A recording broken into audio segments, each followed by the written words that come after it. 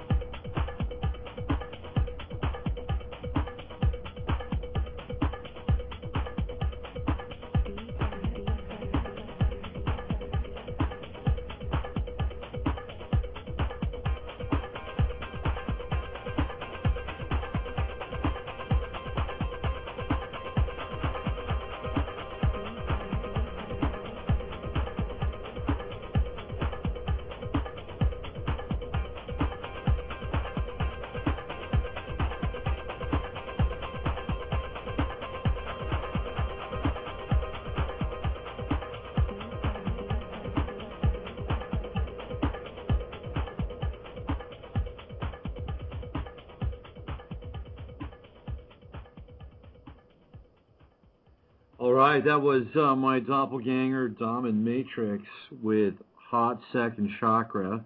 And, the theme music was a little extended tonight. Got off to a slight bumpy start because I'm still understanding the commands that Blog Talk Central demands me every now and then. So, but we got around it. And as I said, that was Hot Second Chakra by my doppelganger, Dominatrix. And tonight is it's May 2nd, and we're going to have on tonight the lovely and luscious and lascivious Alexyss K Tylor, straight from the dirty South, Atlanta, Georgia. That's what I'm talking about, the ATL. She's going to be here in about 10 minutes, and we're going to be talking about a lot of stuff, mostly the connection between sex and sacred sexuality, and we're going to talk for probably about the first hour. We're going to find out what she's all about. I discovered her through a friend on Facebook, and I started to peep her videos on YouTube, and they were really fresh and outrageous and extremely, how do I say it, fresh and outrageous. She was frank. She's really frank, and some people say she's vulgar. And you just have to kind of get past your sense of sensibility with her, because she's phenomenal. She brings a lot of truth to the table, brings a lot of realness, and she is. I think she's doing great work. She's really talking about the power, the sexual power of the male, sexual power of the female, how we bring them into balance, and how we find a spiritual connection between the two. and she doesn't pull any punches, and she doesn't mince words. And I promise you the next 2 hours is going to be incredibly enlightening. Let's put it that way, incredibly enlightening. I've got somebody on the line. It's a 914 area code. I'm wondering if it is Alexyss. If it is, we're just going to jump right into this. I mean, there's a lot going on in the world. We got oil spills in Louisiana, which are bad, really bad. We got a big pipeline break in Boston. So it's Neptune. Neptune is run amok with oil and water. And we also have the ongoing saga of the riots in Greece due to the IMF and the tamping down of their lifestyle and their economy, economic warfare. But we're gonna bypass all that right now. We're gonna drop down into the first and second chakra, and let's see if this is the goddess herself, Alexyss K Tylor, on the line. Hello, is this Alexyss? No, I'm just listening. This is Joanne. I'm just listening. Oh, hey, Joanne. Cool. Well, so you're basically queued up, and you're kind of in the audio queue. What I'm going to do is I'm going to put you on mute, and you can stay there. Okay. But you don't have to call in to listen. I think there is kind of a link that you can do that. I'm not going to cut you out. So if you want to stay on the phone and listen, you're welcome. Is that okay? That I stay on the phone? Yeah, that's cool. I'm just going to mute you. Okay. Okay. All right. So we'll get back to the proceedings at hand. So Joanne is muted. And so we do have a few minutes before Alexyss comes on the line here. So let's talk about today. Today is May 2nd. It is 2010, and it is the day after May 1st. And May 1st is considered May Day, obviously. We know it is May Day. And if you look at the basic, we're talking really basic numerology of May 1st. We're talking one, right? The number one, which is really it's a phallic symbol. I mean, that's what the number one is. It is phallic. It is it's the Washington Monument. It is the sort of the connector between heaven and earth. That is the number one. And so there's no coincidence that May 1st would be associated with May Day. So May is the 5th month. We've gone beyond the 4 square of April. Now we're adding the 1 into the element of the 4 square. So now what we're talking about the 5-pointed star, and that's what May is. May is the month of the 5-pointed star, and when we get into the 5-pointed star, we're entering into a whole new realm of numerological significance. Everything from pentagrams to pentagons to Freemasonry to it's all there. So we are now in the month of May. We've entered into the 5-star geometry, or the 5-pointed star geometry, and yesterday we're dealing with the 1 vibration. So yesterday, theoretically, would have been a big day for the Illuminati and Freemasonry. We have the 5-pointed star, and we have the 1, which is the obelisk, and the connection between heaven and earth setting right in the center of it. Now today is May 2nd. The energy is very different, and we're still dealing with the 5-pointed star. We're still dealing with if you look at the 5-pointed star, also it is divine man. It's Da Vinci with the arms stretched out on the horizontal plane from east to west, the legs stretched out horizontal plane east to west, and then the head going north to south. So Da Vinci's divine man is also a representation of the 5-pointed star, or May. So really May is the month of the earth. We enter into the earth in the month of May. And on Wednesday, I kind of made a very loose case for Taurus as being ruled by Earth, or Terra, and not by Venus. And so here we have the program or the cosmology of the earth in the month of May with the 5-pointed star and Da Vinci's divine man. But today is the 2nd of May, which makes the energy very, very different. So yesterday we had maypole dances, we had Morris dances, and then energy collapses, and now we have the 2. We have the 2 vibration, and the 2 vibration is a very feminine vibration, and it opens up to receive. So May 2nd is the day of the chalice. So if we really want to look at the first 2 days of May, we have the chalice and the blade. Yesterday was the blade, today is the chalice. These are the 2 holy days of May. They consecrate the feminine energies of the masculine and the feminine. And tomorrow, which is the 3rd of May, we enter into the Trinity of May, which is not just the masculine and the feminine, but we bring the third element or the third tripartite into the spiritual equation of May, which is theoretically what we call the Holy Spirit or Pneuma. So we bring God into the equation on the 3rd day. And the 3rd day of May, we bring God into the equation. But today, it's about the chalice, it's about the feminine, and this is ironically and synchronistically why we brought Alexyss K Tylor onto the show, or will come onto the show in the next 4 minutes. So we're celebrating the chalice today and what that means. So these are 3 very special days in terms of the Gregorian calendar. You know, we're looking at sort of the overlay between the pagan calendar and the Gregorian calendar, because as we all know, who've traveled down this road of trying to understand, you know, where we're at with our reality construct, that the Gregorian calendar is an overlay of, for the most part, a pagan calendar, although many pagan calendars follow lunar calendars, which are shorter. The lunar calendar is a 260-day calendar, whereas our, you know, Gregorian or Julian calendar is a 365-day calendar. It was originally a 360-day calendar, but 5 days were added to the calendar. So there we go. We're back at 5 again, which is the 5-pointed star.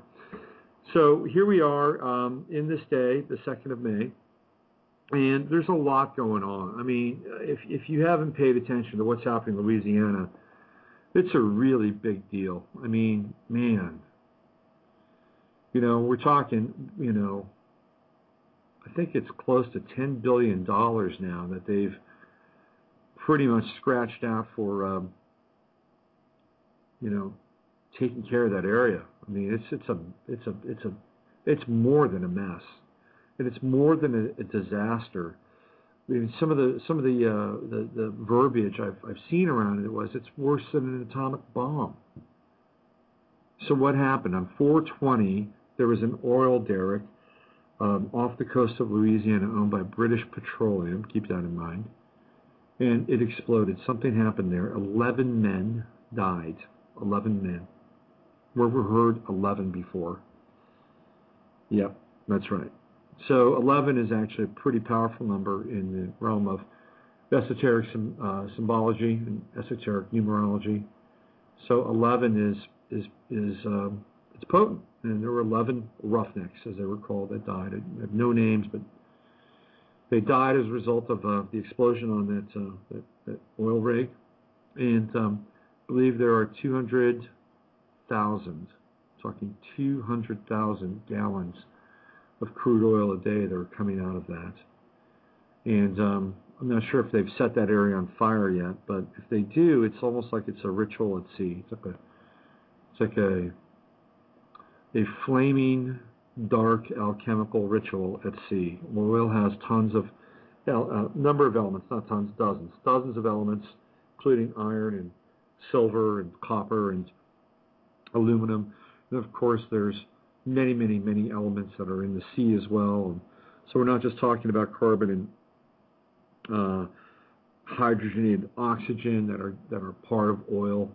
We're talking a confluence of different elements that are being burned off, and it's terrible. We've got sea life that are going to perish. There are jobs, literally thousands of jobs of guys that go out on boats and shrimp and catch a variety of seafood for that area.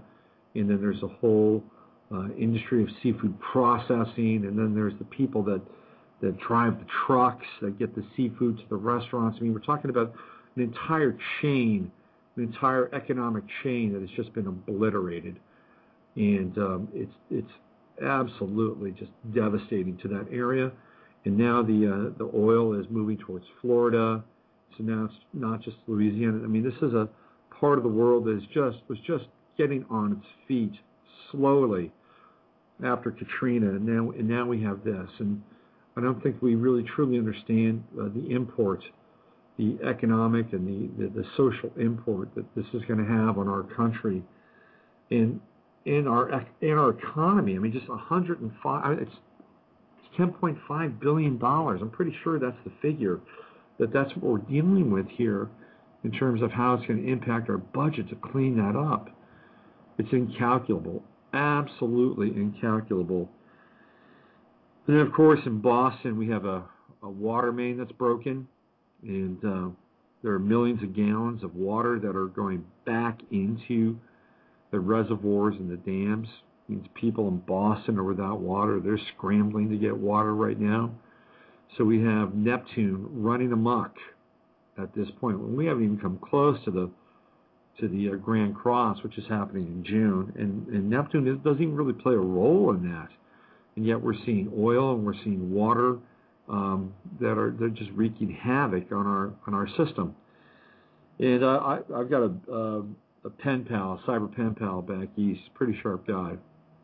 Goes by the name of Fintius, and we've been sort of batting this subject back and forth. And he thinks that the United States is under attack right now, and both of these things were open acts of aggression towards the United States, and trying to get the United States to understand that it's going to have to come crawling into a globalist, one world, one economic agenda.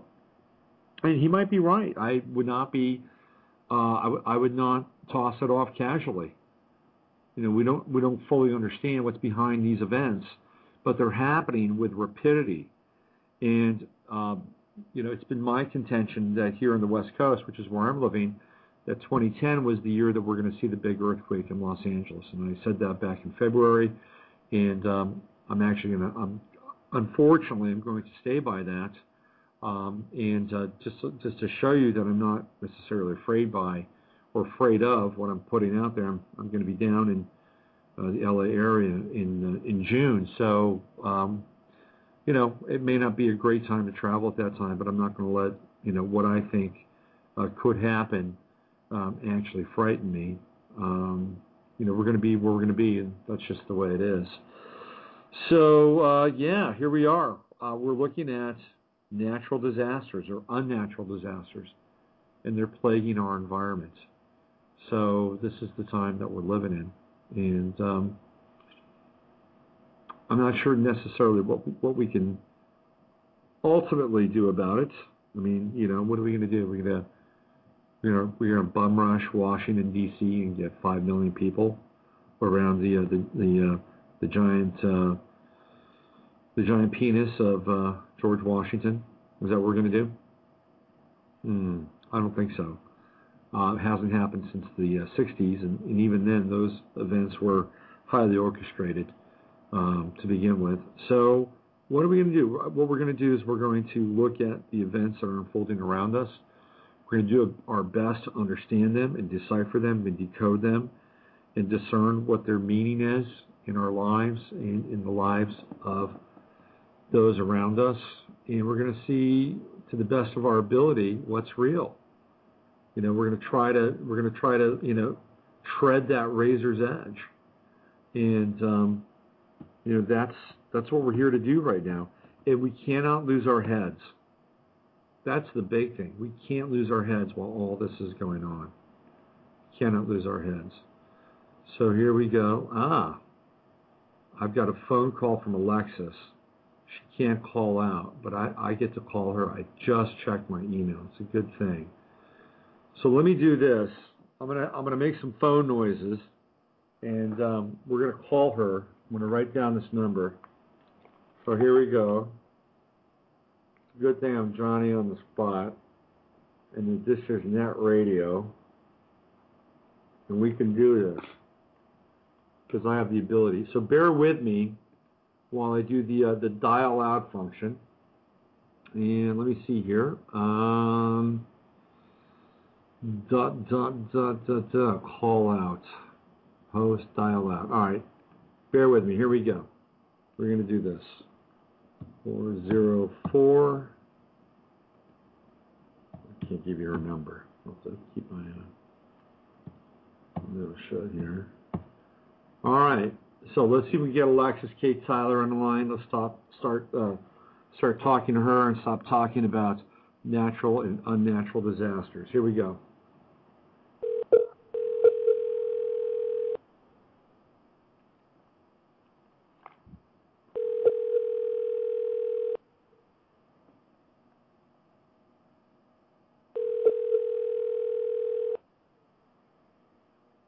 Hello? Alexyss? Yeah. Hey, it's Robert. Hey, thank you for calling me. I can't call out. My phone has been jammed up for like an hour. Hey, no worries. We have the wonderful world of modern technology, which makes things pretty easy to do like this. So how you doing down there? I'm okay. Yeah, so are you in Atlanta right now? Yes. Okay. So tell me, okay, first of all, a lot of the people that are listening to our conversation right now they may or may not be familiar with you. I've been putting some of your videos up on Facebook. I put a post on my website today. I kind of looked at your chart, I peeked your chart, and looked at some of the planets and tried to get kind of a rough overview as to, why you're into what you're into. But a lot of folks may not know who you are and what your background is about. So let's start from the beginning. Let's start from the alpha. And why don't you tell the folks a little bit about yourself and kind of what got you interested in this whole concept of what I would call, and I think what you would call, sacred sexuality. Oh, I call it spiritual sexuality. My name is Alexyss K Tylor. I'm from Atlanta, Georgia, and I'm the producer and the creator of the show and host of the Alexyss K Tylor Vagina Power Show, and I'm the author of Spiritual Sexuality, Vagina Power, Penis Power, Sperm Power, Vagina Healing with Your Man, Volume 1, The Metaphysics of Sex. And I'm currently working on some other projects as well. July 10th in New York City, it's the Summer of the Dick, so I'm dealing with Penis Power Part 1, The Resurrection of the Gods. And basically my mother is a preacher. There are a lot of preachers and healers and seers in my family, so I grew up in a very religious, church-oriented, spiritual, the Southern Baptist hymns. That's basically what my life revolved around. So it's just natural, to be intuitive and to do psychic readings and do medical intuitive readings. But from the church, there was a lot of dysfunction and hypocrisy in the church, and you're taught to separate spirituality from sexuality, or there's something satanic or evil about sex that should not be talked about or included in the church, that it's not godly or holy. But yet, looking at the condemnation of homosexuality in the church, I saw homosexuality very prevalent in the church, and men married to women but secretly loving men, women married to preachers in the church but secretly loving women, people physically abusing and sexually abusing their children, lying, drug addicts, alcoholics. I saw everything inside of the church that was going on a deeper level than was going on outside of the church. And supposedly the church is supposed to be a hospital for the spiritually wounded and the sick and to heal them. But it was more fucked up and sick people in the church that were generated the whole hypocritical system of the church than it was outside of it. And dealing with my own mother, who was very abusive and would justify it with religion and quoting the scripture, and because she was the evangelist, she was the head of the church. So anything that she said, people considered coming directly from the mouth of God, so she could do no wrong, although they knew she was wrong. So nobody would report the abuse or speak out against the abuse because they felt that, God would punish them, so that scripture, touch not mine anointed and do my prophets no harm. So even though the prophet does wrong, the prophet justifies it and says, well, only God can judge me, only God can chastise me because I'm God's servant and I'm protected. So if you attack me for anything I've done wrong, God will punish you. You're just a mere mortal, a sinner. This is the type of hypocrisy and abuse that I was subjected to. And that's what led to me doing what I do in such a bold, raw, real way, exposing the truth, especially when I had a lesbian relationship when I was a teenager, and my mother put me out in the cold because she was saying God told her to do that and take everything I own, and I basically left with what was on my back and went from there to living, you know, in my car and finally moving in with my grandmother and getting a job, and then the man who hired me for the job got me pregnant with my son and basically told me, get, you know, an abortion because I'm not going to marry you. I'm not going to take care of him. You're on your own. And I chose to have my child anyway, and struggling with the dysfunction of relationships, not realizing that my self-hatred and my low self-esteem that was implanted there from my mother and all of my experiences led to so much dysfunction with men, and the contradiction, the breaks within my own mind and within my own body, feeling guilt about sexual desire and wanting sexual pleasure and feeling shame around my vagina and a lot of pain associated and humiliation from my mother and my family, from being a female and then being a sexual being and spiritual. So how old were you when your mom kind of turned you out to the streets because she found out about your same-sex relationship? 19. 19 years old. And what was going through your mind at that time? Were you confused? Were you angry? Where was your head at? No, I was happy. It's like a part of me was, I was happy because she was so abusive and so cruel and so vulgar and vicious and disrespectful. I always wanted to leave but had a fear of leaving because she would always say, well, where are you going to go? Who's going to want you? You're too stupid to take care of yourself. There's nothing that you can do but stay here and, you know, be subjected to me. That's all you're good for. So a part of me wanted to leave, but I was like a 19-year-old chronologically, but like a 10-year-old mind because that's the way we were groomed to be. So it was scary, but yet I was glad she did it because I didn't have the courage to do it for myself, and I didn't believe in myself. So I was very, very excited, and I'm 42, and I never went back.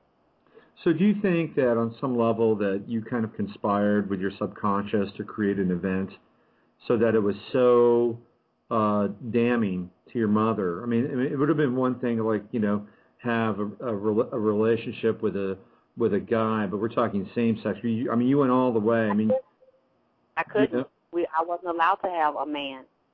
Okay, so but what you did is you created something in your life that was an anathema, the ultimate anathema to your mother. I mean, you think on some level that you conspired with your own subconscious to create that experience so that there was no looking back? No, because it was something I always wanted to do. I always wanted to experience that, so it wasn't just to make her put me out and not look back. I always looked back because it just took me up until a few years ago to resolve the pain and the shame and self-hatred and low self-esteem around having a mother to not love you and to accept you and abandon you. And you see, you have to understand, my mother was always in and out of my life. My grandmother raised me from the first part of my mother came back maybe when I was like 10, 12, and she got married a second time and became a preacher. So it was always up and down, and I never knew what to expect from her and where she was coming from. So when she put me out at 19, I had only been with her since I was, like 12 years old. Yeah. So she was never the greatest mother, the greatest friend, the greatest woman, or an example of what a human being, a woman and a mother should and should not be. So at that point, it's like I could not do anything right.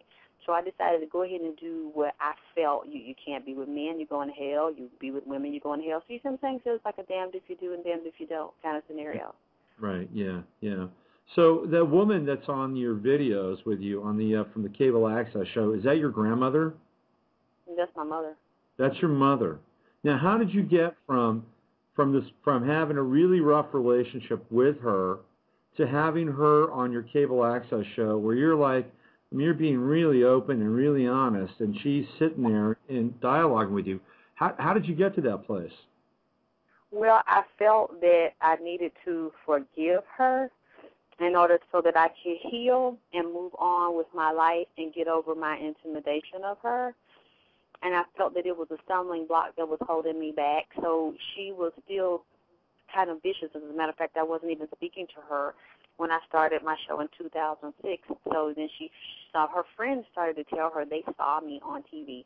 And she then found me and said she wanted to be on the show. And, you know, I kind of didn't want to do it, but then I felt that, well, this is something that I need to conquer within myself so that I can move on with my life. So I let her come on the show, and I said the things to her and in front of her that I always wanted her to teach me and say to me that she would never say.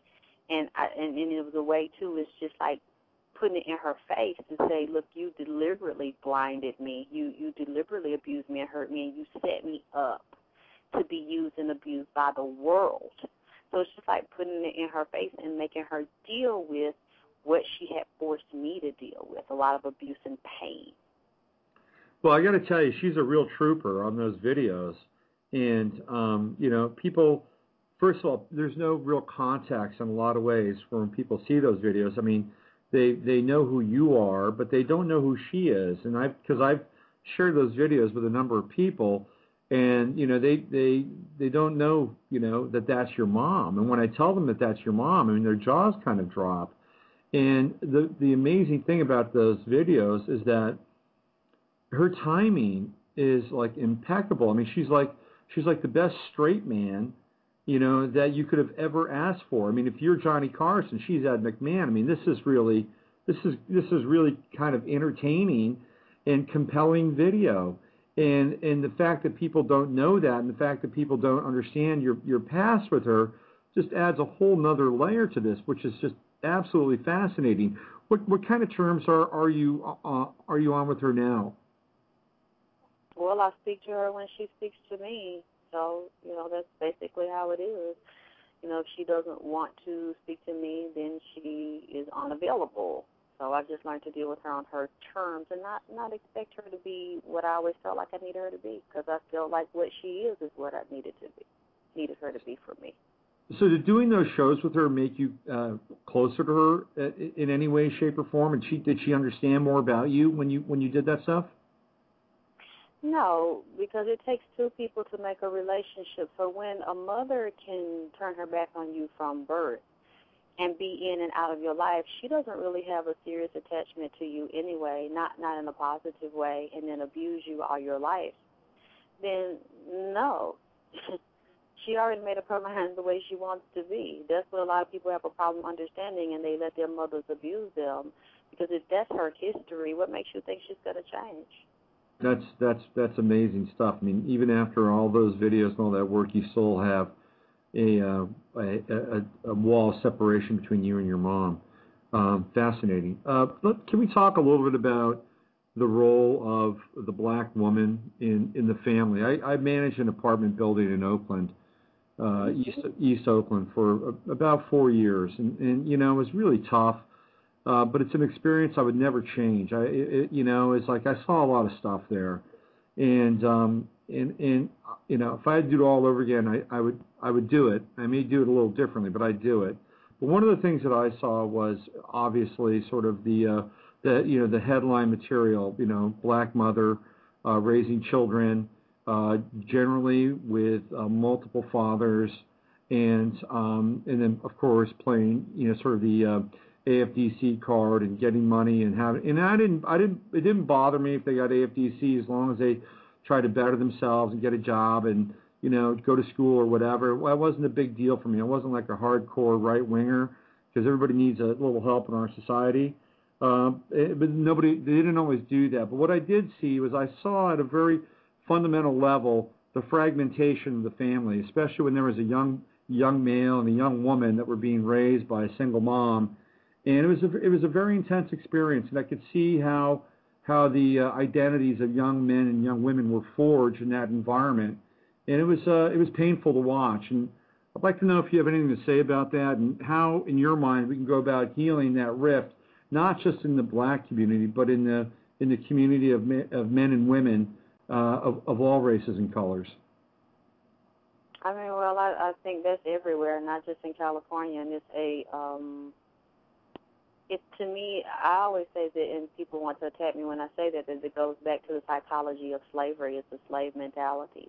Yeah. And when you go back to us not knowing who we are and not knowing our history, and even a lot of us not wanting to come to terms. There was a book written called The Sybil, where it talks about there's a high priestess that has actually studied the history of Africa before European colonization, and actually has found evidence that it was not just whites coming in to enslave my ancestors, but it was a female-dominated society, and the black males were very resentful and angry because it was a female-dominated society where the women ruled everything, and they are the ones that sold out and brought down the civilization in Kemet, or what is called Egypt. That's in Africa, where people want to separate Egypt from Africa, but it is not.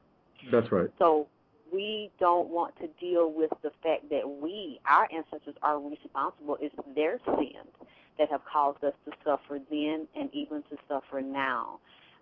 Yes, we have a lot of issues outside of our community that affect our community. I mean, we basically have no power.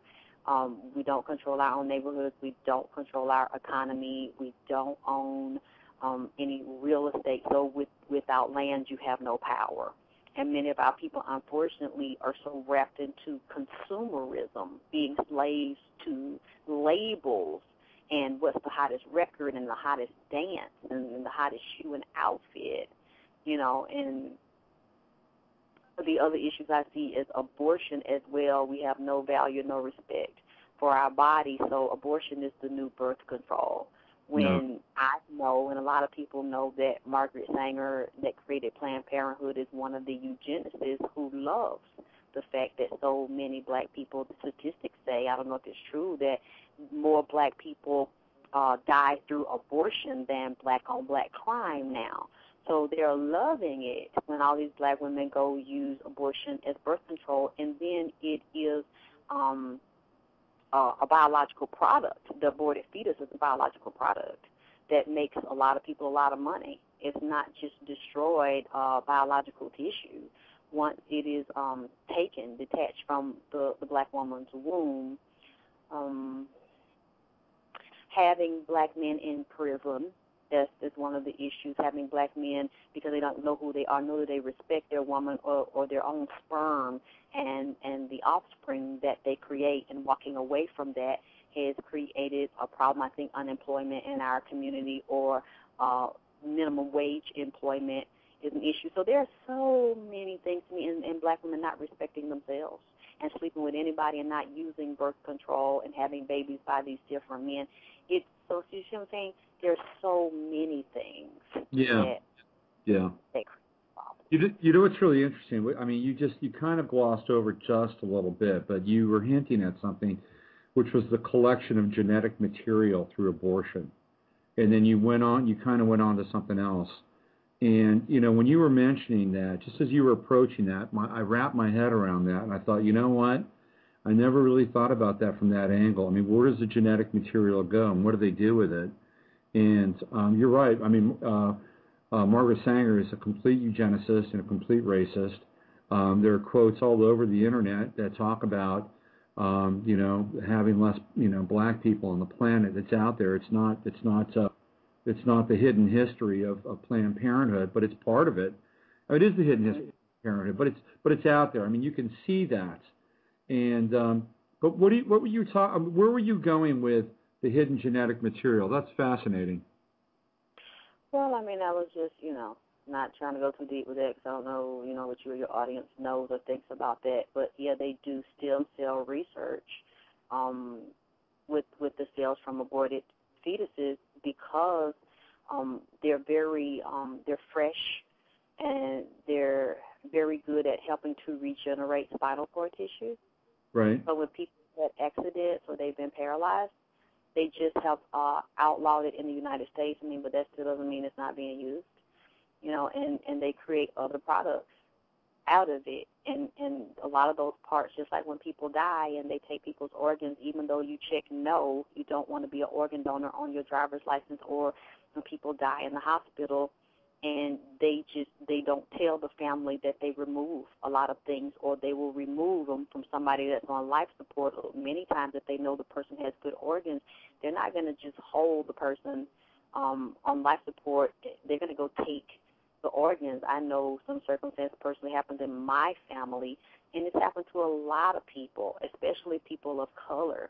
I understand when people want to sell their organs and willingly go into the knife and get pieces taken out because they need money, but there are a lot of people, and even when you look at slavery in the United States, there are a lot of white women that benefited from white slave owners that were doing brain surgery, cutting it with black men awake and no anesthesia on these plantations, Right. Cutting a black woman's vagina open, opening her up, taking parts out of her with no anesthesia, tying them down, experimenting with their bodies, and then using what they learned to benefit white women. And there's a book called, I think, Medical Apartheid that talks about this.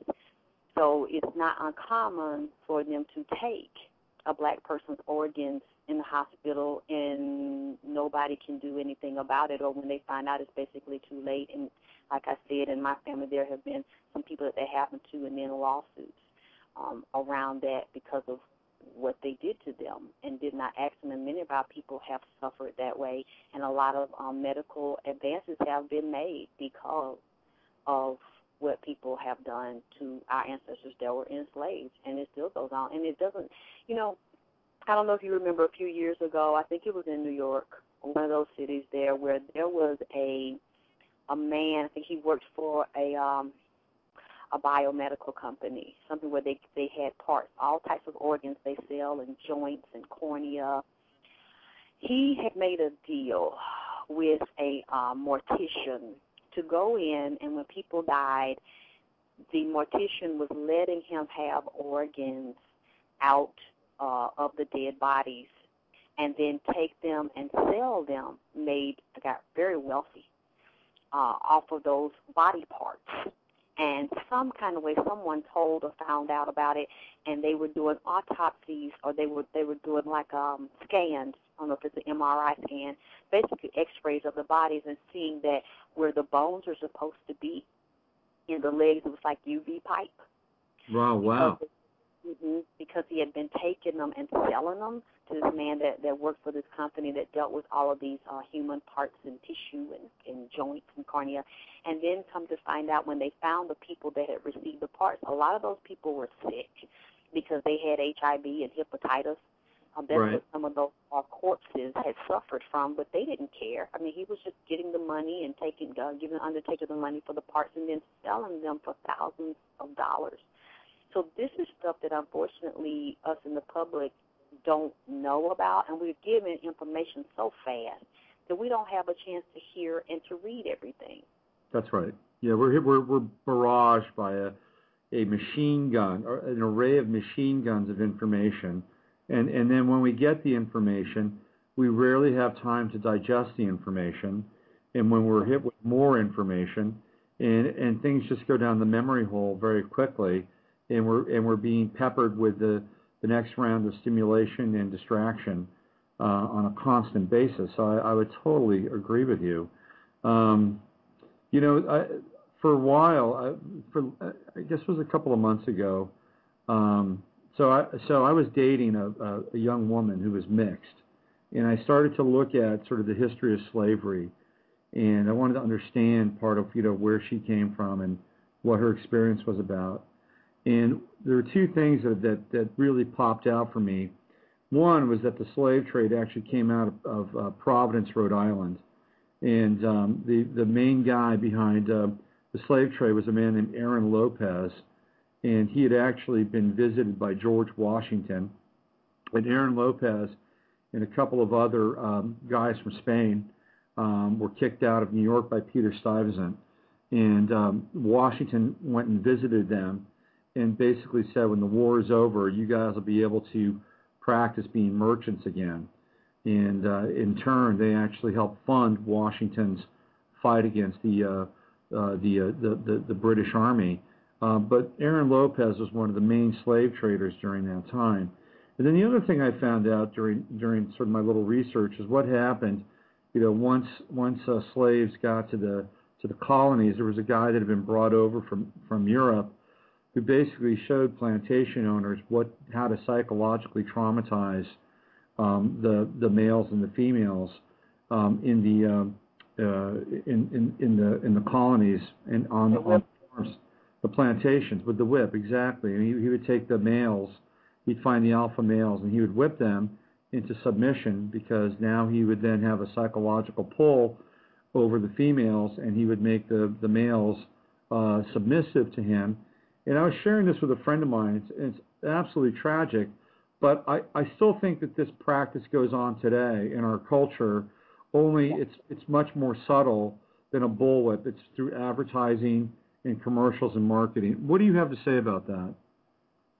Well, it seems to me that a lot of black men are effeminized because they seem safer when they're feminine.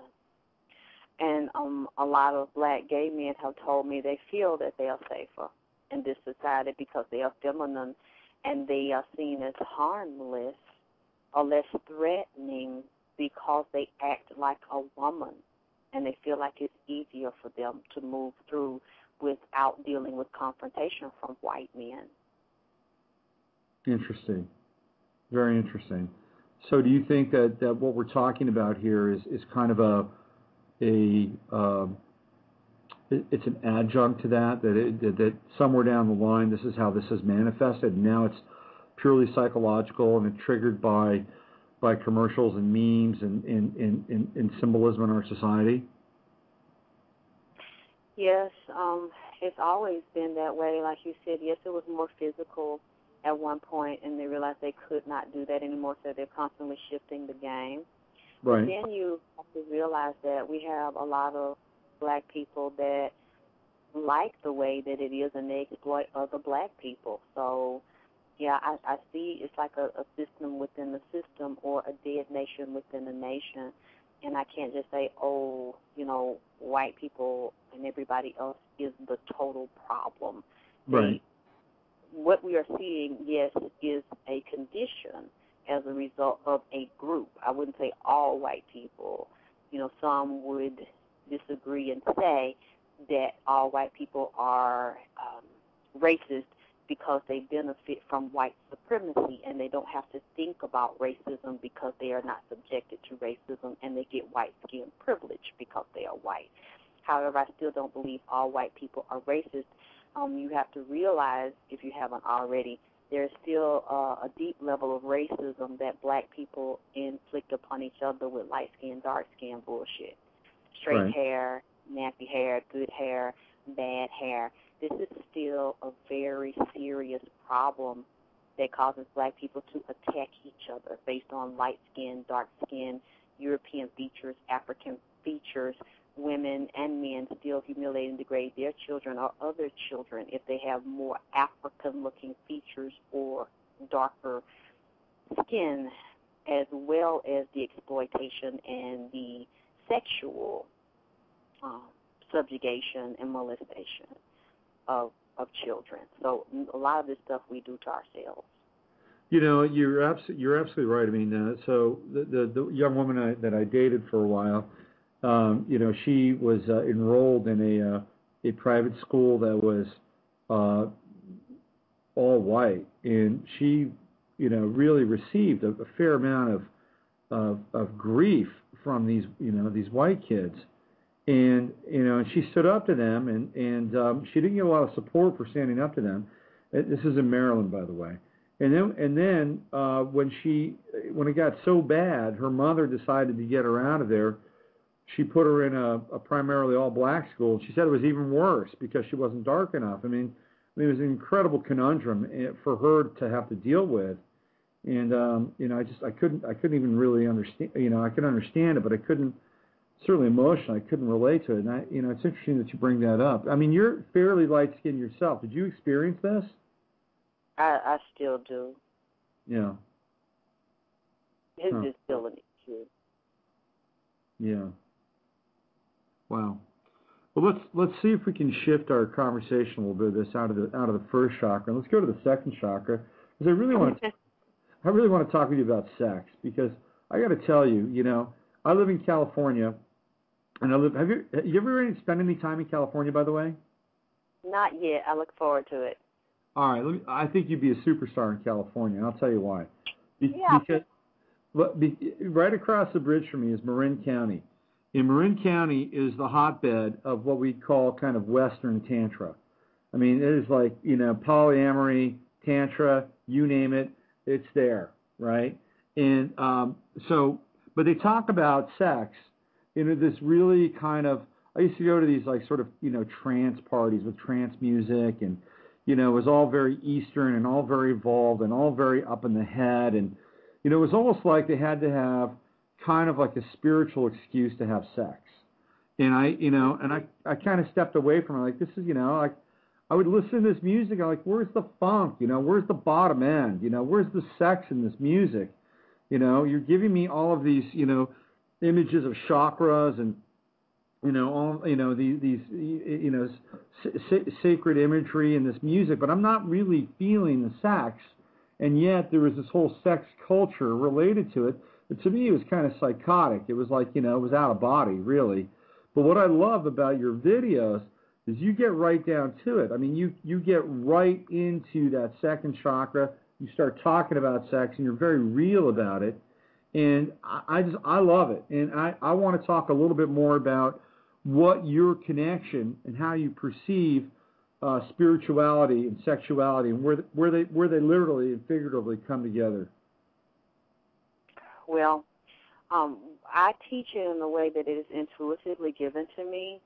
And when I deal with sex, I first deal with the spiritual aspect of it, which is the subatomic core of energy that is the source for the physical projection of the hologram, the illusionary self that looks like the dense self that's supposed to be the origin of life. It is not. It's just a projection of the origin. So from that energy source is where sexuality comes from, because that is where your soul comes from. So that in itself reanimates the third dimensional projection, and intact, that's the etheric anatomy. So before you get to the flesh, where the soul is and where the energetic grid is, that's your etheric structure that holds a set of chakras and auric fields. So when I teach about chakras and auric fields, I also deal with penis chakras and vagina chakras, because people always talk about there are only, or the 7 main chakras, where actually there's a series of them. They're all over the place. There are millions of them, and there are different sets of them. When I was in New York on April 10th, I talked about the metaphysics of sex, part 1, and I talked about a set of chakras that are outside of the physical body, and that are encoded with not only numbers but language. So it's very important that you speak your natural language based on your bloodline, because that is the way you tap into your spiritual sexual essence. So whether you are having a one-night stand or a threesome, you are still having a spiritual sexual relationship. What determines if it's a high spirit or a low spiritual relationship, dealing with higher beings or lower beings that are kind of bound in the earth realm, is determined by the thought and the projection of the thoughts and the projection of energy. So I also teach that when you deal with the penis and the vagina, you are dealing with the very mind of God. So if you are having sex, it is very important to realize that it is a sex ritual. Sex is a ritual. It's a magic ritual. And it allows you to tap into the chakras and the auric field of every individual that you come in contact with prior to the physical manifestation of it, because sex is first mental. It's metaphysics of the mind. So when you have a thought and when you make a telepathic connection with someone, the grid for sexuality has already been set. So you already committed the sex act before you physically do it. Whenever you physically have sex, that's basically the third level expression of sex. And there are different beings that are in the sex organs, and when you have a sexual relationship and you raise the Kundalini energy, it also taps into whatever deities and beings that you have that are in your bloodline, but you're also tapping into those of the other person because you're tapped into their etheric anatomy. That's amazing that you said that, because my experience with sex has always been multidimensional.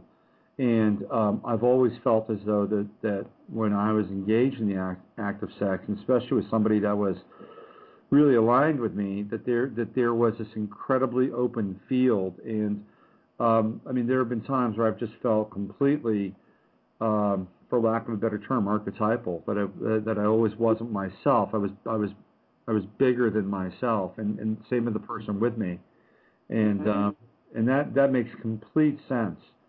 Wow, that's powerful stuff. So when you think that, so when is it really the best? When can you really hit that optimal point when you're really feeling that you're in the physical act of ecstasy and intimacy, and yet you're really connecting on all these different dimensions? For you, how does that line up?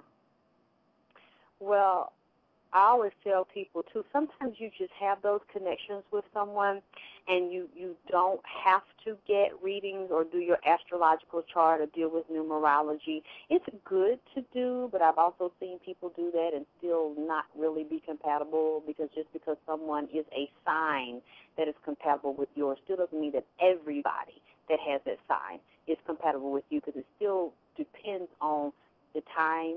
I always say not only the physical time that they were born, but the consciousness of the sperm that is aligning with the egg, because there's a cosmic dance that they must do, and there's an aura that egg must give the sperm permission to allow her to drop the field, the auric field, and allow him to permeate the egg.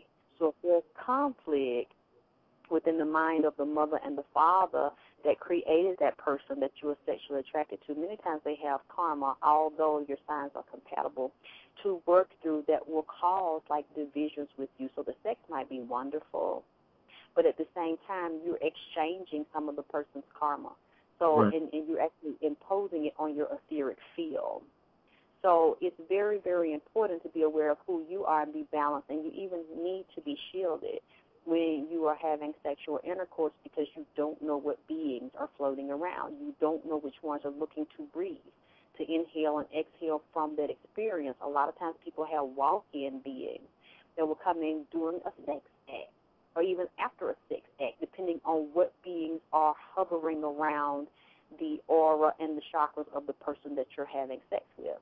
But when you know who you are, and you know that you've now only picked the type of people that are spiritually aware of the spirituality of sexuality, and you are both trying to achieve a goal of illumination and an elevation of the consciousness to make you stronger, wiser, better, because that's what sex is supposed to do. Then you actually go through a process of doing like a cleansing ritual, consecrating your space, meditating, actually tapping into each other's chakras to prepare. It's like a foreplay, you know, practicing your breathing, even your yoga and your exercising, even detoxing your body, really, really seriously taking this as a preparation for a ritual that's going to help to transform you. I talked about it when I was doing the metaphysics of sex, a 0-point ejaculation meditation technique, where a man can actually regenerate himself through sexual intercourse, because a lot of people teach that a man is not supposed to ejaculate a lot, that he's supposed to hold his sperm because he's losing his life force and he's taking off years of his life. Well, I'm not saying that that's completely false, but it's not completely true. Right. Because there is a way that a man can do that while he's ejaculating. He can simultaneously regenerate, and the woman can do the same as he reduces his breathing and his heart rate and his mind to an alpha state. Mm-hmm. So when he's reducing his mind to an alpha state, because, that's the state where you're going into trance, you're not sleeping, you're awake, but you're very, very relaxed. So you're tapped directly into the subconscious mind, the superconscious, and the God-conscious mind, where anything and everything is possible. So you are like your conscious state, but you're in your God state at the same time. That is when you can actually call things down that be not as though they were. You can materialize them and do sex magic to complete a particular goal with your partner, as well as to regenerate your own mind. That will in turn trigger the regeneration of the cells in your body. Right. And have you practiced this with men in your life who didn't know what they were doing? Did you show them sort of the hands-on technique as to how to make that happen?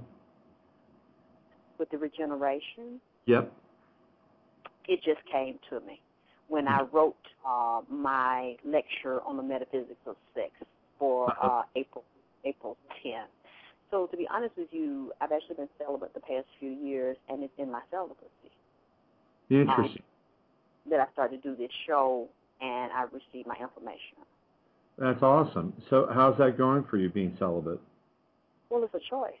So like I said, it's a healing and a regeneration process for me, because I had to do a lot of healing and a lot of cleansing because I was picking the wrong sex partners and had a lot of very bad dysfunctional sexual relationships. That was because of my mental, emotional, and spiritual and psychic wounds.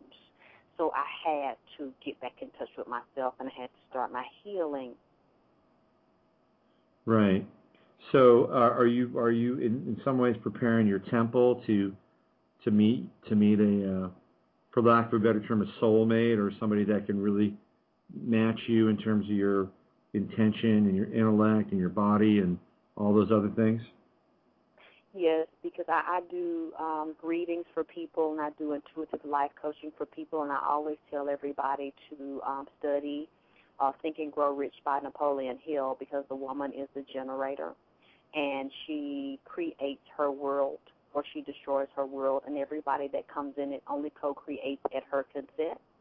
Mm-hmm. So I had to realize that and do a lot of mental and emotional house cleaning and keeping, and get rid of a lot of self-hatred and low self-esteem thoughts, and not really loving and respecting myself.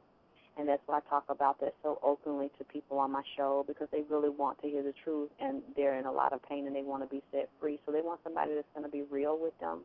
Right. So I talk to them the way that I have to talk to myself, and I realized I wasn't ready to be in a relationship, but because of the condition of my mind, I was attracting things I said I didn't want. Right. Well, that's walking your talk, as they say. That's terrific. I was talking with my new girlfriend earlier on tonight. She's also mixed. I got into this mixed thing. It was very interesting. It's like I met this young woman, and she was mixed, and we had a great time. And then she decided that she wanted more, needed more, and she said, see you later, sayonara, goodbye, and I let her go, because it's kind of how I see, that's how I work with life. If somebody wants to go, let them go. And then like, at the door, it wasn't at my door literally, but figuratively, somebody else came into my life. And what's fascinating is she was mixed, and she was, it was incredible. Like okay, apparently I'm not done with this.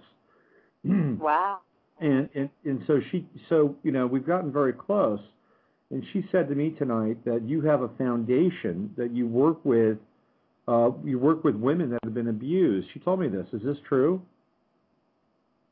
Yeah, the nonprofit organization, the Center for Healing and Transformative Studies, but it's not just women, it's men too. I was surprised that half of my audience is men, and a lot of men are willing to listen to me and actually come to me and let me know that they have a lot of issues with women and themselves, because they've been abused by men as little boys, or even by their own mothers as little boys.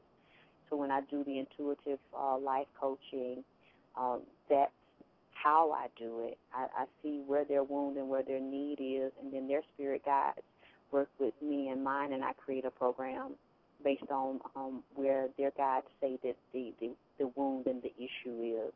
So, yeah, people from all walks of life and all races that watch my show, a lot of them have been abused. That's wonderful that you actually have a foundation to help these folks. The black male in our culture is such a tortured symbol, and more than a symbol, but an actual group of our culture. And you know, I see things like when Dave Chappelle was on Oprah, you know, and kind of blowing Oprah's mind and talking about how, you know, people like Wesley Snipes or even himself were asked to wear dresses, you know, in these movies and do cross-dressing, and how humiliating that was. And he just said flat out, no, I'm not going to do this. I mean, you see this throughout our culture, where there is a constant attempt to feminize and disempower the black male through our media. And how do you feel about that? What's your response to what Dave Chappelle was sharing with Oprah that day? That's not the first time that I heard it, and that's a lot of times that's the way it is, because you see when he didn't do it, he's not on TV anymore. That's right. So it's not just in TV. It's in music as well. A lot of black men are having sex with other men to get record deals or to get movie deals or to get ahead in entertainment on some level. I mean, first it was just, you know, the woman that called herself Superhead that bragged about having sex with the celebrities to get attention, and now she's a millionaire and wrote a book and told everybody she's screwed.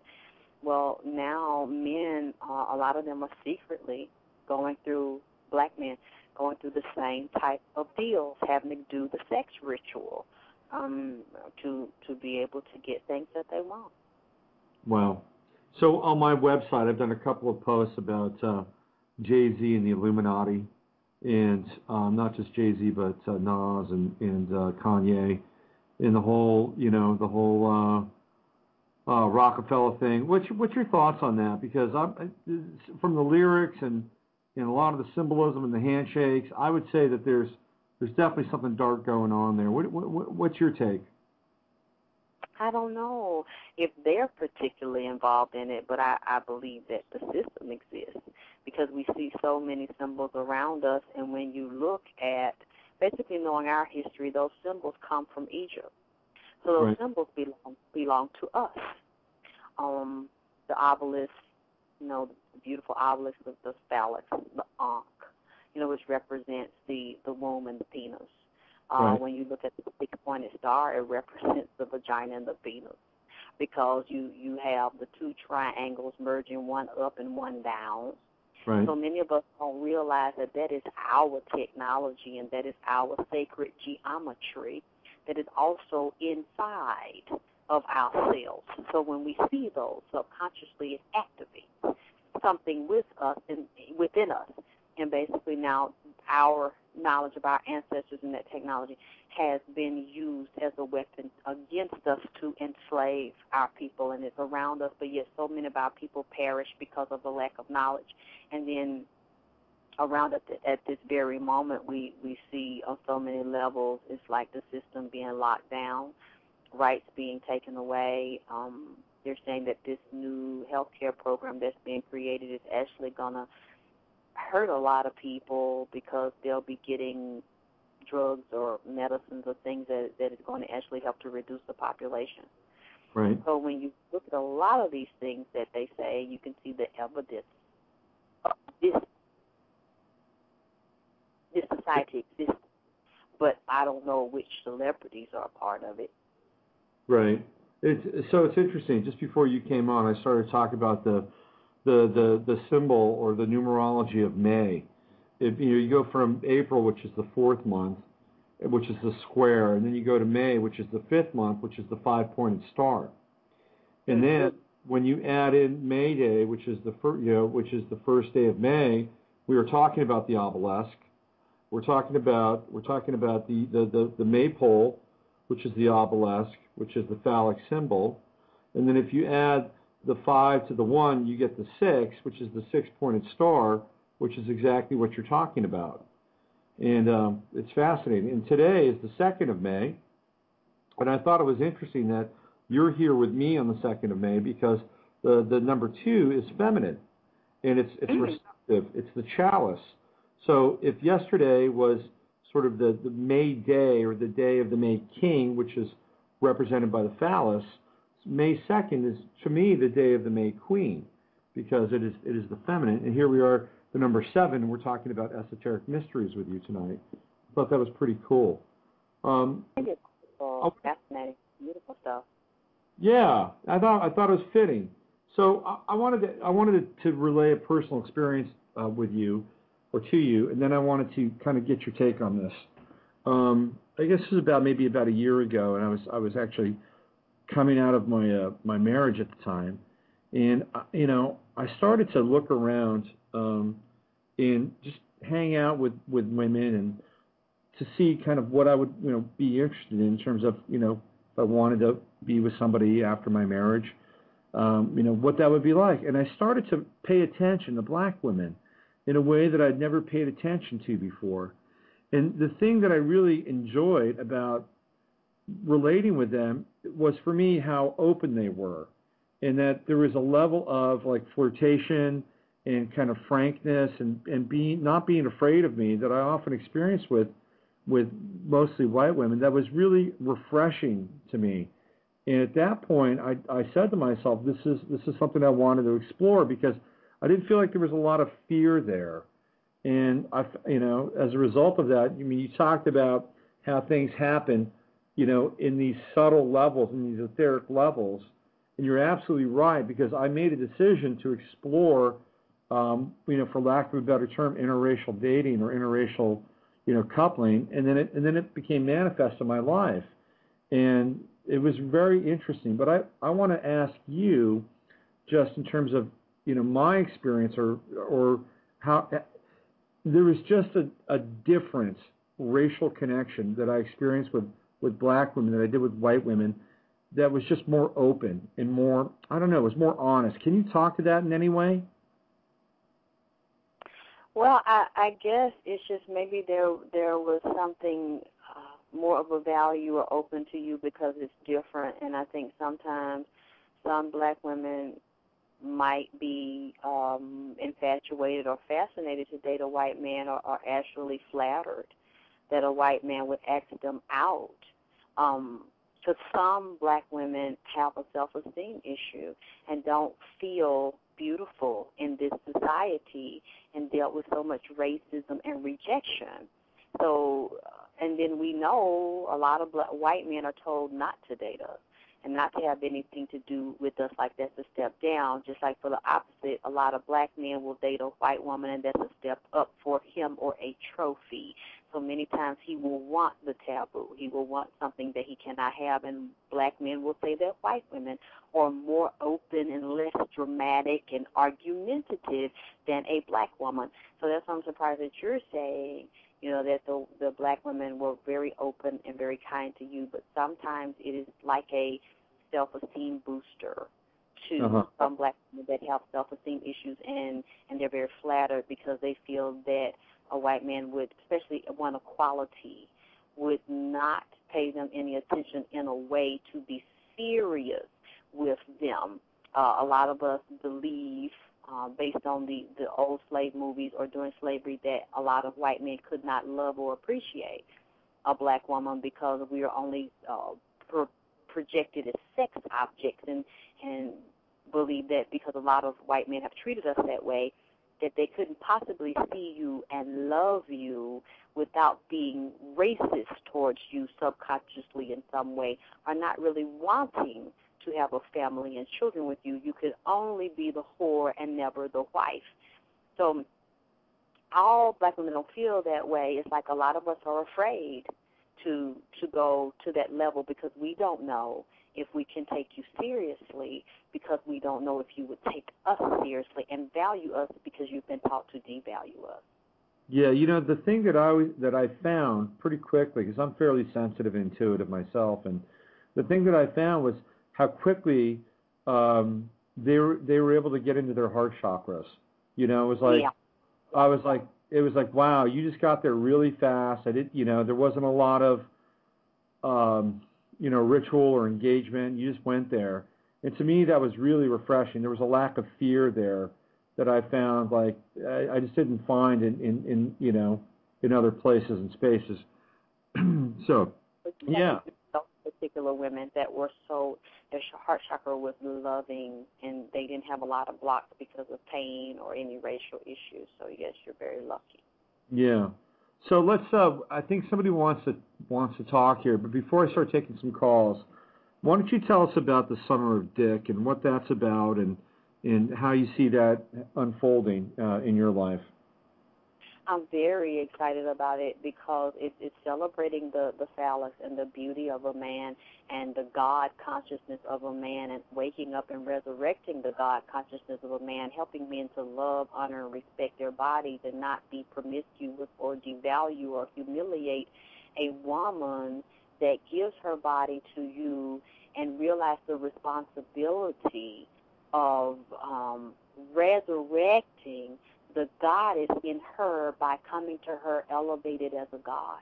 So coming to heal her and wake her up, and being each other's mirror, so she can also wake you up and bring out only greatness in each other, because that bounces back whether it's positive or negative energy, teaching them the spiritual aspects of their sexual anatomy and how to tap into and activate that to manifest through sex magic by yourself and with the sex partner, dealing with the consciousness of sperm and sperm power. I'll have sex toys too, so for couples, a lot of women that might have dealt with men that have large penises, or might have stretched vaginas that don't have a lot of elasticity in them, teaching them techniques and using devices to help to strengthen the walls and learn to control their bodies. For the women that might be in love with a man that has a larger than normal penis, 11, 12, 13, and teaching her how to condition and prepare her body through diet, through exercise and vaginal training, as well as teaching the man how to prepare himself and help the woman to prepare herself to receive him, and different sexual lubricants and toys and all of that wonderful stuff that deals with spirituality and sexuality. So do you have some events that are going to be focused around this? You have workshops, seminars. Where's this happening? It's going to happen in New York City. We're working on getting the venue set right now, but it's definitely going to be the weekend of July 10th, 2010. So we're going to have the Penis Power lecture in the evening, and then we're going to have the Penis Power party, and we're going to party all night. Party all night with Penis Power. By the way, you have a lovely voice. I've seen you sing a couple of times on your videos. And I'm practicing now, thank you, because people keep asking me, when are you going to sing, when are you going to sing? So I have to get more secure and take some singing lessons to get my voice back in shape, because I'd love to share that with my audience. And when people come to my events like they did in April, they'll realize it's not just the lectures, because I like church. I love the old, even though I don't go now, I love the old Southern church feel. So when they come, it's really a spiritual experience, and to come to the lecture. It's not just sitting there and educational. Now, I'm not going to be as wild and crazy as I am on my YouTube, because I'm educating. Right. So the other side of me. But they surely won't regret that they came. So, also I got a cruise that's coming up in September. I'll be going to hedonism. So we'll be in Jamaica for like 5 days. I'm going to do the video soon so I can give out the special code. If they want to sign up for the cruise, they can say that, they heard it from me, and they can use my code. So I'm really excited about that too. That sounds awesome. So you don't have a website now, though, do you? I mean, that kind of got hacked or something? Oh, God, yeah, again. So if people want to contact me about coming to the Summer of the Dick, Penis Power Part 1, Resurrection of the God, for July 10th weekend, they can email me at Alexyss K Tylor VP @gmail.com, or just any question they have. If they want to talk to me about intuitive reading, intuitive life coaching, Alexyss K Tylor VP @gmail.com, as well as my YouTube page. They can watch my videos there and hit my inbox. I always respond to everybody that leaves a message for me, and I answer my own mail still. Yeah, the YouTube videos are fantastic. They show many different sides of you, and I highly recommend that people go there and check them out. So I'm going to give out the phone number right now. It's 347-308-8995, 347-308-8995. If you want to hit Alexyss with a question or make a comment, that'd be great. I will not suffer fools or assholes. If you are vulgar or rude, I will dump you in a New York minute, or a New York second, actually. Not allowable tonight, so be forewarned. So let's see. We got somebody waiting online here. Let's see what they're about. If we don't like them, we're going to cut them loose. And if we like them, we'll talk to them, okay? Okay. All right, here we go. Yeah, hi, you're on Free Association Radio. Who's this? Hello? Hello? Hello? Okay. See you later. So sometimes we get these, they're 111 numbers, which are, they're Skype numbers. A couple of weeks ago. So let me give you a little, sort of background on my show. I wound up a couple of weeks ago, I've had a few shows that have been totally hacked. And I've got some controversial guests, and there's been huge amounts of white noise, dropouts when they've had really important things to say. And about a month ago, I was just sort of besieged by a slew of crank callers. And, I really felt like there was, kind of a malicious agenda going on there. And as a result of that, I'm just not taking a lot of calls from Skype callers, although I'll answer them, but I won't put up with them. But it was really kind of a bothersome situation, and I'm glad tonight that we're not necessarily being phased out or white noise or anything like that. So let me give you the number again: 347-308-8995, 347-308-8995. If you'd like to talk with Alexyss, please give me a call, and we'll put you on the air, and we'll be able to answer your questions. So part of what I was looking at with your chart is that you've got a fair amount of Libra on your chart. So you've got your Moon in Libra, you have Venus in Libra, which is all about balance. Venus in Libra Venus is the planet of relationship. Libra is the sign of balance in relationship. Moon are emotions. And Libra is relationships and balance. So with those two planets and those two signs in your chart, this is what I put on my website today. What you're really doing, I think in a very artful way, is balancing the male and the female energies. I mean, that's, when I really looked at your chart, kind of an overall sort of picture, what I came away with was that you're a sexual healer. I mean, that's really what you do. And you do it through a lot of different sort of facets and methodologies, but the Libra part to me was very prominent because it's really this balancing of the male and the female piece. Where do you sit with that? And I mean, how do you go back and forth between sort of male power, penis power, and vagina power, female power? How do you hold that center in your life and in your practice?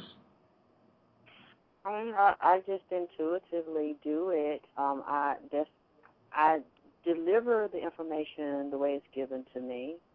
So it's my job. It's like, if I'm told, okay, this is what you have to speak about, this is what you have to teach for the men and for the women, and then show how they blend together.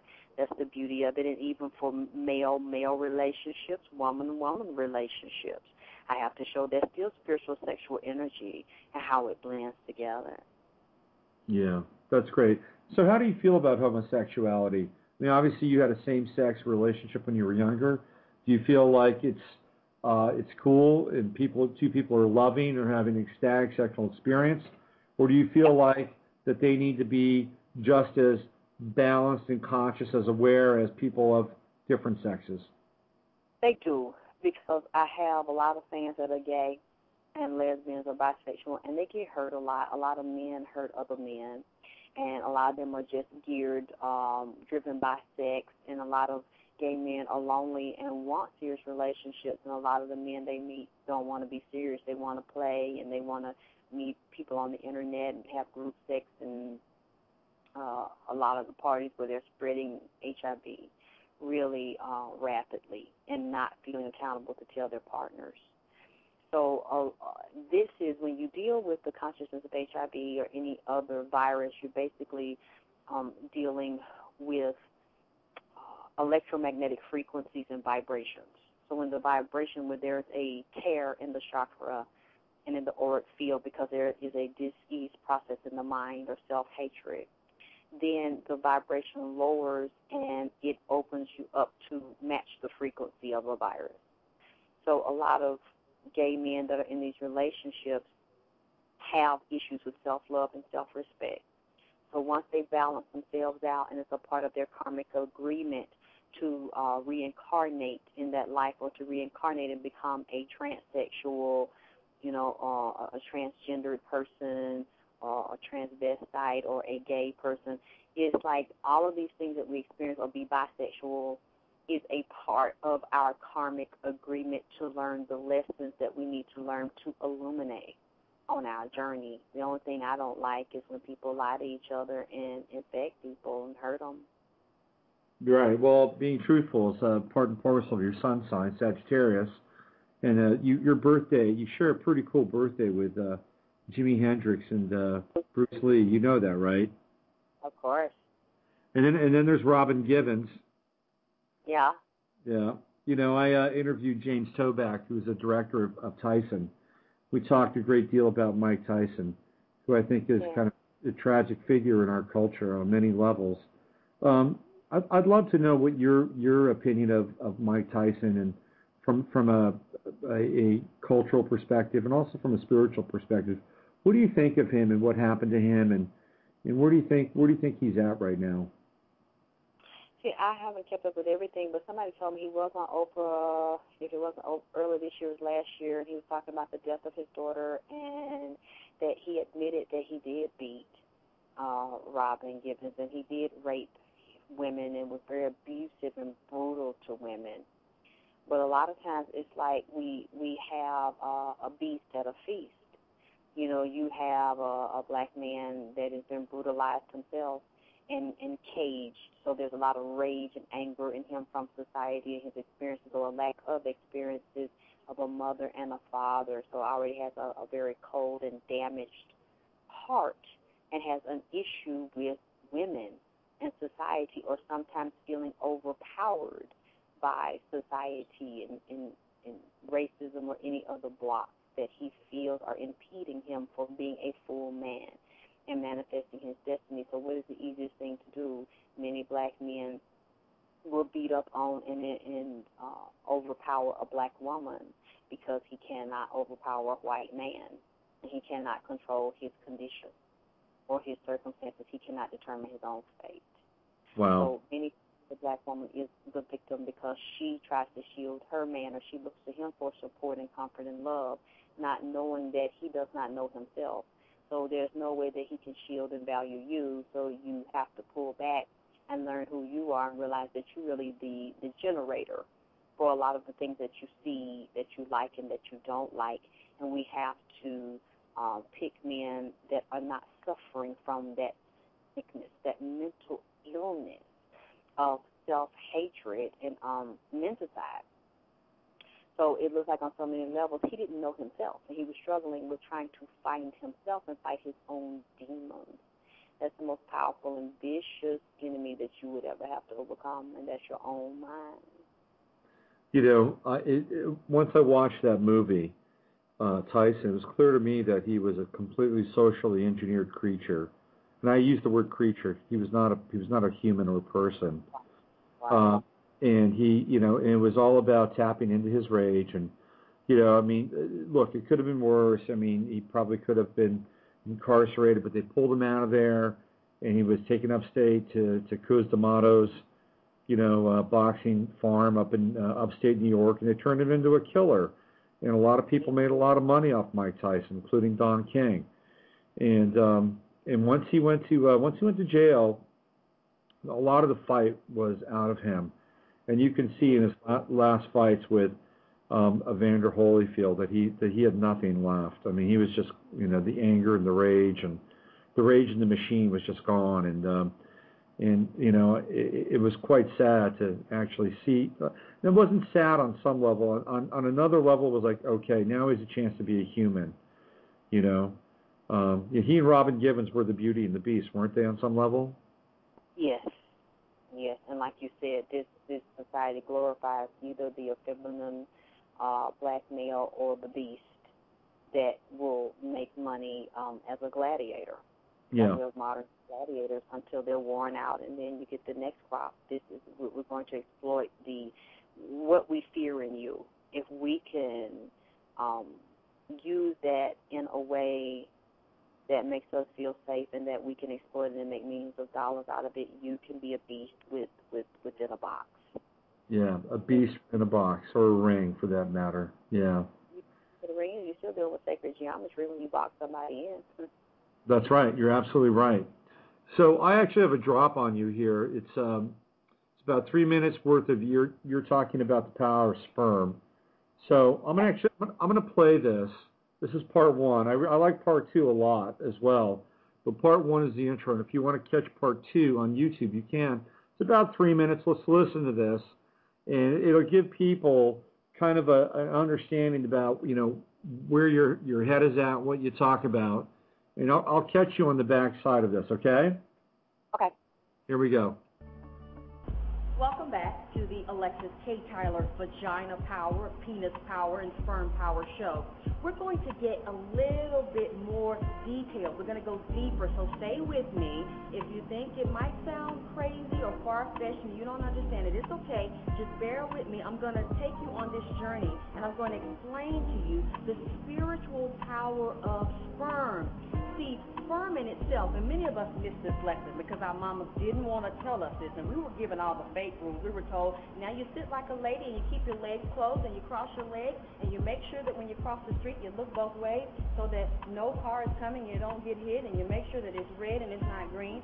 See, we were taught all the fake rules. But mama never really wanted to get into the game, the rules of engagements in the street, how we get played, and the predator mode that men are in. See, predator mode is a very powerful mode for a man to be in because that's how men choose their mate.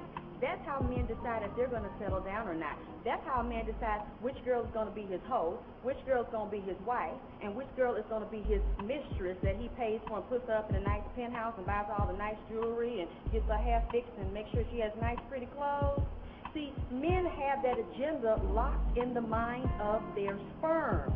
See, the sperm is very delicate and they can be very tricky. That's why sometimes we can't figure a lot of this shit out. We're going through these motions with the man. Does he love me? Does he love me not? We're trying to figure out. I've been with him for 5 years. I'm the best lover. I can fuck. I can suck. I can cook. I clean house. I wash his toenails. Hell, I even clean his asshole. We're doing all this stuff. And we wonder, why won't he leave his wife? Why won't he leave his... Well, I got to tell you, nobody has cleaned my asshole, but it's... Girlfriend, or when is he going to pop the question? Well, quite frankly, he don't have to pop the question because he knows that you haven't demanded it because you don't understand and overstand the consciousness of that man's mind in his sperm cell. See, sperm has a high self and sperm has a low self. The low agenda, or what I call the DOG and the GOD, the dog and the God. Well, see, that low part of that man's mind in his sperm cell is only focused on sexual gratification and ejaculation and as much pussy as he can conquer. So because we are out of balance with ourselves, and many of us are having pussy pains, or many of us are having pussy fights. So we get into all these pussy competitions. While we busy fighting each other, and we looking over here what she got, how big her booty is, how big her titties are, how she suck dick, how she fucking, what the wife doing, what the girlfriend doing. See, we are totally off guard over here to what the man of the mind of his sperm. We're not catching what is going on in that low part, and that he's still in the low agenda, pleasing, sexually gratifying, and jacking off to the dog in the God in himself. So that's why many of us are not keeping our men. And when we get their attention at first, we lose their attention a few weeks or maybe even a few months. Sometimes we lose it a few days. I got to tell you, I love that line, the dog and the god. That's amazing. That's a great line. Wow. So so where are you? When did you come up with that, and where are you with that now? And talk a little bit about the consciousness of sperm, the higher and lower self of sperm. That's utterly fascinating. Oh, you mean where am I with the dog and the god? No. Just like where were you? Like, when did you actually record that? I think, was that 2006 or 2008? Might have been 2008. I did Okay. it. So where are you with that information now, and how has that impacted your life? And what is the whole concept of sort of the different layers of consciousness within the sperm itself is utterly fascinating. Yeah, I mean, I'm at the same place. I was there. I teach about that, the science behind it, and I'm going to get into it July 10th in New York City with the Summer of the Dick, because it's quite fascinating. Sperm is quite fascinating because there's a metaphysical mind of sperm. Everything comes from the cosmic mind of all life. So when you deal with sperm, you must deal with astronomy, astrology, and numerology. That is how it's programmed on quantum math. So you cannot really chart or measure sperm completely on linear time, because linear time does not exist in the quantum mind of sperm. It really does not exist in your body. That is, your body does not function on linear time. Your body functions on binary code and quantum time, because that's where you come from, and you're projected in a suspended animation that looks like it's standing still, that looks like it's physical. Even the earth is not standing still while we're having this conversation. So there's no way your body can be standing still, and everything that is in your body, all of your organs, is computing right now based on space, time, and space numbers. So that's the same way that sperm moves. So you have a higher level, a middle level, and a lower level of sperm. And it's also your body and sex, spirituality and sexuality is controlled by and comes from your central nervous system. So all of the information that comes from your soul is being downloaded and constantly fed through your central nervous system. And then from there, it is projected through your chakras and auric fields, and then into all of your organs in your body. So the sperm and the mind of the sperm in your testicles is connected to your mind between your ears. Mm-hmm. Right. Yeah. That's why it's important to determine who you deal with and what's ejaculated in their sperm and their seminal fluid, because that is going to become a part of you and impact you to take you to your highest goddess state or to the lowest goddess state.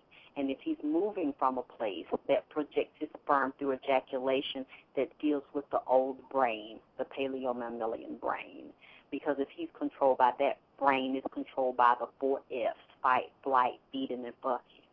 So you ain't going to really get no result dealing with that kind of sperm. Interesting. You use the analogy of the predatory male a lot in your work. So what is beyond the predatory male? What is the more evolved state where a man is not predatory, but he's still a male and he still has this desire to connect with a lover, generally a woman? What's the next level beyond predatory for a man? Penis power, the resurrection of the gods. Okay. And how does a man begin to cultivate that state within himself so that when he actually is with a lover, that's the place he literally and figuratively comes from? Because he wants to elevate himself, and he realizes there's a deeper meaning to sex instead of ejaculation and sexual gratification. He's looking for his soulmate. He's looking for his twin flame, and he wants to be balanced in his relationships, and he wants to be nurturing in a relationship with a woman.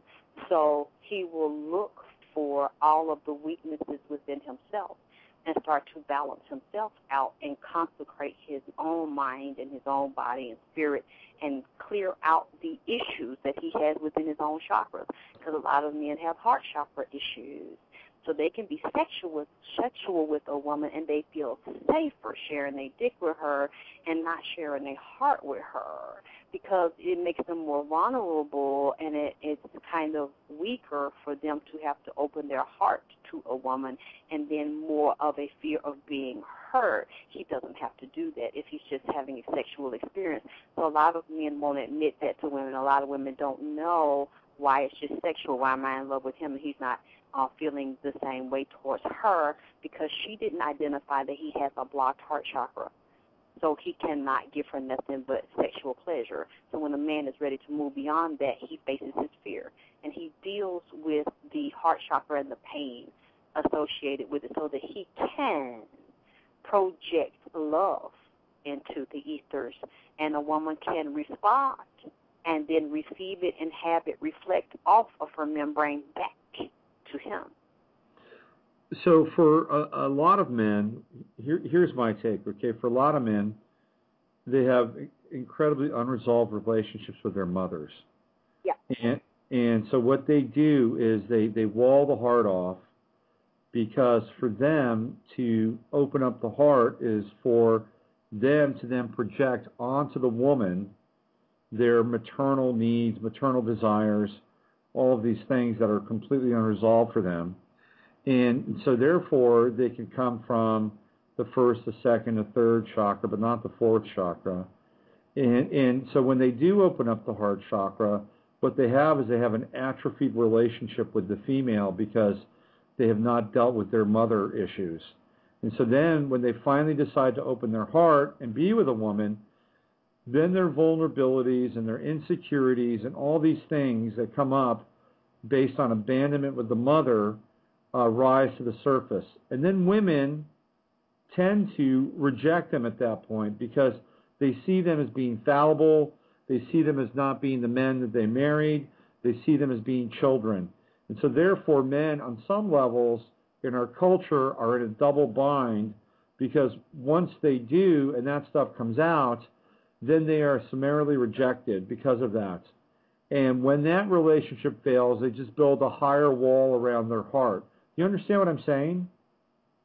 I mean, of course I understand it, because I've experienced the same thing, and I've dealt with men that responded that way or run. And all women do not treat men that way, that open their heart. And that's what I talk about, because you have to learn to realize that many times it looks like a big, strong man on the outside, and he might be 10, still in his mind going through role play with the mother who took his power and stepped on him. So That's right. You have to recognize that in him, and that he is trusting you to be vulnerable. Because many men won't trust women to be vulnerable, because then they attack them or they humiliate them and see them as weak. So it takes a special woman that has so much love coming from herself for that man, and that she can identify all of the inner child, the wounded little boy in him, because she identifies the wounded little girl in her, to be very patient and very kind and understanding to him, so that instead of him wanting to run from her, once he opens himself and feels vulnerable, like, uh-oh, I can't do this, and wanting to fear lashing out or attacking her before she attacks him because he feels exposed, she then learns how to pull him in and help to heal him. That's what I'm bringing, because all women don't feel that way. When a man, I'm honored when a man exposes himself to me, because I know that many men don't feel safe to do that. So this is something about the energy that they feel from me to share that part of their soul that's wounded. And it's something about me they trust that will help them restore themselves. Beautiful. So you, in that sense, you're playing the role of almost like a psychic sexual surrogate. You know, allowing to be confessional, and then you can be almost like a universal mother in that capacity. That's wonderful. A lot of people say that I'm their aunt, their sister, their mom. They feel that type of connection with me. That's wonderful. That's absolutely wonderful. You know, in Dante's Inferno, Beatrice is the I think the real hero of Dante's Inferno, and you know, some people say that Beatrice is Dante's soul, or she's philosophia, she's wisdom, but I see Beatrice as being really more material than spiritual in some ways. I mean, Beatrice is the love of woman that raises Dante out of the rungs of his own internal hell. And I think that one of the things, unfortunately, and I bet you can speak to this with the amount of time, we don't have a lot of time, but, you know, we see the social engineering that's going on with our young women. They're being turned into, you know, unfortunately, bitches and hoes, and whether it's through hip-hop or Disney or whatever that is, there's a degradation of the feminine spirit in our culture. And as a result of that, women are not being able to cultivate this wonderful essence, and this because women, for me, are one step closer to God, because they can actually bring life into this world. And many mystics agree with me on this point. And what's happening is there's this degradation, this cheapening of the feminine spirit in our society. And so the ability to do what you're talking about is getting harder and harder for most women, because they're being stuck at a particular age and a particular developmental level as well, aren't they? Yeah, but at the same time, right now, we're in the goddess period. It's the resurrection of the goddess. It's the age of Aquarius. There's a lot of upheaval in the earth, and earthquakes and floods. It's like the earth will never be defeated. So it's giving back, pushing out the garbage that's been shoved down in it, polluting it, destroying it, suffocating it so it can't breathe. So while we are being bombarded with sexuality and exploiting our vagina and every hole in our body, and told this is the way you get ahead and this is okay, there is no judgment, do what you feel, like Aleister Crowley, you know, do what thou wilt, you know, you create your own law, there are no consequences. We know that's not true. But a lot of people are believing that, and we're taught that, and we're in a state of pleasure. So just enjoy and do what you want to, and have group sex and swing and prostitute yourself. It doesn't matter. The end justifies the means. So there is no morality. You know, that's the thing of the past. We're seeing that, but there's still a lot of us that are saying, no, we don't live like that. We don't believe that. We are resurrecting the goddess, and resurrecting the goddess does not mean giving your body away, letting everybody ejaculate in every hole in your sacred temple, because it does not elevate you at all. It destroys you, and it locks you into a false matrix that believes in a system of money that's not even real. It doesn't have any value. Right. So you're basically led away by your own lust and the lack of knowledge of who you are. So that is the way that I see it, and whether I think people are listening or believe it or not, this is what I believe my agenda, this is my calling is. So I'm going to keep speaking, and I do see a lot of people that feel the same way, and they are responding. So, you know, as you were talking about that, what occurred to me was that the feminine has been turned into the temple of Mammon in our culture, really, you know, because it's a cash-making enterprise on so many levels, whether it's pornography or Britney Spears or culture. And for me, one of the things that I have, I wouldn't say I struggled with, but I came to understand was that as I became more aligned with the underlying nature of power in our society, in our culture, in what some people might call conspiracy, the person that I was with, my wife at the time, became more threatened by what I was beginning to experience, and that for her, it did not, it made her life dangerous. It threatened this concept of materiality, of going to Disney World, of vacations. You know, I mean, it became sort of a dangerous element in our relationship. And I think for all of us to shift our perspective, whether it's the age of the goddess or the summer of the dick and the dog and the god, or the god and the dog, I mean, we have to really, for me at least, come to terms with the nature of power in our culture. Who has it, who doesn't have it, and what's real power. Would you agree with this? Yes. because you have to realize, well, I'm sure you know that it's a very powerful sex ritual to get the goddess to do upside-down sex magic against herself, to basically imprison herself in a box. And the most powerful sex magic you can do is to get a woman to start doing lower-level Luciferian sex magic rituals, where she is doing it from a place where she thinks is power, but it's really powerlessness, because you are in a system that's male-dominated, and that says, in order for you to get what you want, to get my approval, or for me to open the door for you, you got to suck, fuck, gang bang, whatever I tell you to do, and exploit your vagina, your mouth, your rectum. And women are saying, okay. So when you do that, you're basically upside down, because you use your power, your sex magic power, to create and to bring down the higher levels of illumination to give birth to a higher vibration nation. But with that type of sex magic right there, you create death. And especially doing sex magic where you get pregnant and you go and then abort for birth control, it is a very destructive, imprisoning sex magic that, although she has money, she thinks it's pulling her closer to power. It's pulling her away, because you just pulled your pussy inside out instead of taking it, instead of pulling it within yourself and pulling power from the heavens down through you to manifest the will of your ancestors. Wow, there you go. That's powerful stuff, and you can catch more of that in July on the weekend of the 10th. That's right, New York City. Yes. And I got a little suggestion for you. You cannot have any more friends on Facebook. So somebody has to start a fan page for you. Okay. I got one. You got one? Okay, so if you're on Facebook, you could go to Alexyss's fan page, and there's plenty of... Go ahead. It's several fan pages. My fan page is Lexy Tylor. So Lexy, Lexy Tylor is my fan page. You're right, I got to create another page, because they just, jammed that page up. All right, so you can go to her fan page. You can follow her and follow... her seminar in New York, or weekend in New York on July 10th.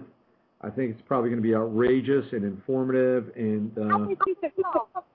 What's that? I wish you could come. I'd love to come to that. Well, we got to get you out here to the West Coast. I'll turn you loose on the West Coast. Let me tell you, you blow some minds out here. You would totally blow some minds. We'll see what we can do about that. Maybe we'll get you out at a weekend seminar or something like that in Marin County, and get these Tantra people turned inside out. That'd be wonderful. I was going to ask you, what about my chart, man? Why am I single? I'd have to get a closer. You got an opposition between Saturn in Aries and Saturn, transiting Saturn in Libra right now. You got Saturn in Aries, because Saturn in Aries is all about straddling power, right? I mean, Aries is the male function. It's the will, and it's the male principle. You have Saturn sitting on top of that. So here's what I'm thinking, right? You've got your moon in Libra, you got Venus in Libra, and when Saturn comes up and opposes, it's going to be opposing your natal Saturn, but when it comes up to your natal Libra, and I'd have to get the exact time for your Libra moon, I just kind of finessed it, but when it comes up to those two planets, you're going to get very serious about relationship, very serious. And we're talking within the next year. It's all about meeting and matching somebody that is your equal. That's what it's all about. You're priming yourself to meet your equal. And Saturn right now is retrograde. It's in Virgo. It's at 29 degrees. It will move forward. And in 2011, I'll shoot you a little Facebook message, but in 2011, when Saturn comes up on your natal Venus within 5 degrees, that's when you're going to get serious. That's when you're going to meet somebody. You're going to say, aha, this is it. This is my twin flame. We can do our work together. We can relate together. We can play together. We can lay together. We can do all that stuff. So, but it's going to be in 2011, probably the first part of 2011. That is so crazy that you said that. Why is that? That's the same thing I said. Well, there you go. We're on the same frequency here. This is good stuff. Hey, well, listen, it's been a pleasure. I'm glad you joined us for the last 2 hours. I think I think people might have been a little intimidated by your intensity and may not have wanted to call in, but See, I was calm tonight. listen, you were beautiful. You like this is cool, right? You like tuned in. You kind of figured out what the vibration was. No, I'm serious. You know this, right? You kind of felt it. You kept it at a certain level. Am I right? Yeah, that's my job. I know. I got that. So you kept it at a certain level. You kept it spiritual. You kind of got into the science of it, and that was cool. So next time we have you on, we're gonna cut you loose a little bit more. You can take a few more risks. Okay. Let's get you on before July because we'll have you on again, and you can talk about your event, and we'll go from there. How does that sound? Thank you. You actually made me feel better. I was feeling a little drained because I've been interviewing nonstop for the past 3 days, and you actually energized me. So thank you. Hey, I love them. It's my pleasure. So, ladies and gentlemen, that's Alexyss K Tylor, and you can find her at give it the Facebook fan page one more time. Lexy, LEXY TYLOR. Okay. And how about that email address one more time? Alexyss K Tylor VP@gmail.com. But on my Facebook for Alexyss K Tylor, they can still send me messages and comments, and they can write on my page. There you go. That's how I got in touch with you. So you can get in touch with her from her web page. So reach out to her. She does coaching. She does readings, and maybe she'll come by and run a Sunday sermon for your church as well. There you go. Alexyss, thank you so much. I really appreciate your time. Thank you. Bye. Bye-bye. So there you go, Alexyss Tylor. And we just got into 2 hours of spiritual sexuality with her, and she's got her Summer of Dick seminar in New York City on July the 10th. So Wednesday, it'll be me again, navigating the astrological matrix, doing free readings for you. If you'd like a free reading, 10-minute reading or so, be happy to do that. In the meantime, go to my website, robertphoenix.com. You can read more about Alexyss in the days to come. Tomorrow, hopefully, I'll have horoscopes for the month of May. It's been a while, but I've been gearing up for them.